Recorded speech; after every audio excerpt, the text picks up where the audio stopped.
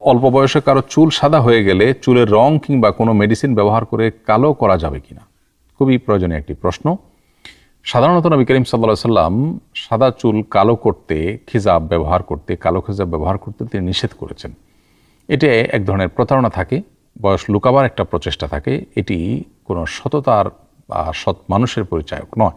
এই জন্য নবী করিম সাল্লাল্লাহু আলাইহি সাল্লাম এটি করতে নিষেধ করেছেন। তবে সাদা চুল থাকলে সেটাকে মেহেদি কালারে পরিবর্তন করতে বলেছেন, কালার দিতে বলেছেন, মেহেদি বা অন্য কালার করতে বলেছেন, এবং কালো কালারটাকে তিনি পরিহার করতে বলেছেন, কারণ কালো কালার দিয়ে মূলত বয়স লুকাবার চেষ্টা করা হয়, সেটা যেন না হয়।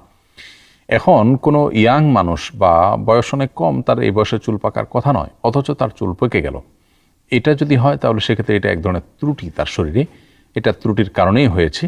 তো ত্রুটির কারণে যদি এরকম হয়ে থাকে তাহলে সেটাকে কালো করার চেষ্টা করাটার রীতিমতো তার ট্রিটমেন্ট বা চিকিৎসার অংশ হিসেবে বিবেচিত হবে।